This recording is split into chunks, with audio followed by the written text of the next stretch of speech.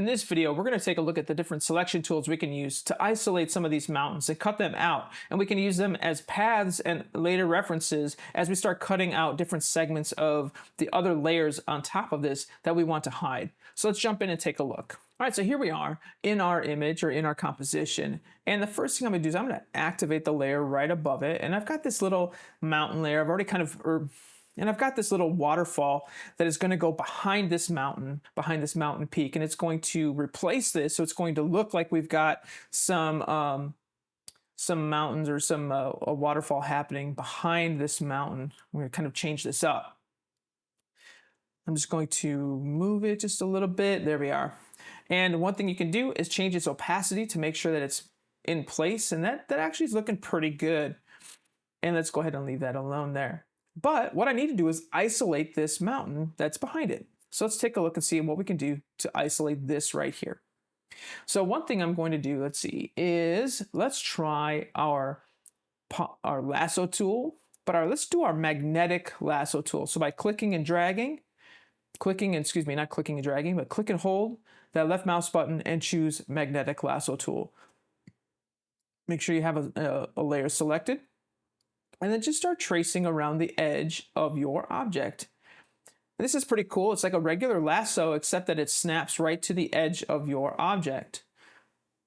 And you can always I'm just holding down my left mouse button while I'm dragging around the edge of my layer here, or of my object.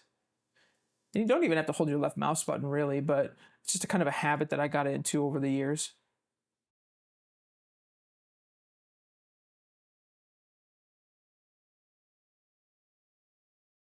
There we go. Okay, looking good. So let's save this selection for next time. So what I'm going to do is go to Paths. Let's find our Paths palette. And yours may look slightly different than mine. And if you don't see the paths, go up to Window up at the top and look for Paths, and it will pop right up for you.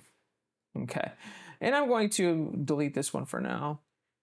And I'm going to create a new layer. So I'm going to create a new path just by clicking the plus sign. And that doesn't show up, does it? Let's click our let's delete that, delete that. And we're going to create a new path simply by clicking this little circle with the 4 dots. Boom. Now it's called work path. And you can see the dots are all recorded there. And I can recall this later on. And I'll show you what I mean. Let me click off of that work path. All right. There's nothing selected here.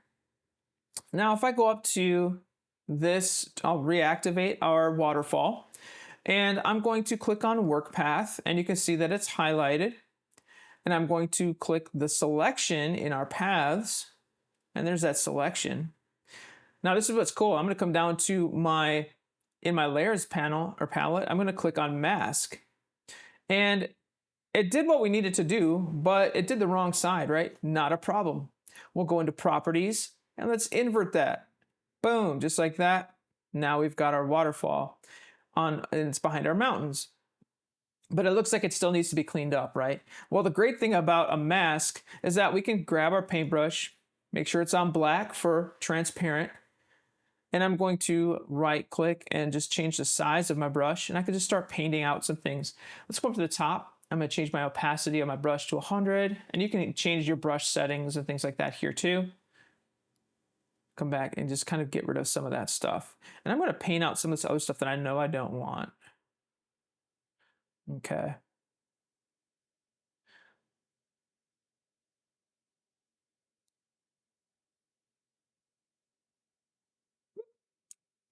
Control Z to undo it. And again, I can grab my marquee tool or my marquee. Let me grab my lasso tool. And I'm just going to drag like this. Looks good. This time I'm going to select inverse. I'm going to go up and inverse my selection. Grab my paintbrush tool and paint out some of that stuff I don't want. Just like that. Right? Control D to deselect.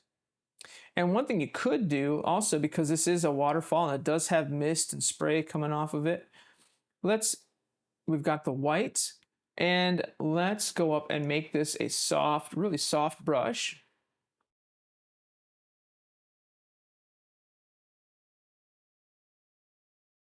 All right, in this video, we used our lasso tool and our magnetic lasso tool. In the next lesson, let's take a look at our object selection tool and maybe even the quick selection tool to grab some other items and other objects for our scene. I'll see you there.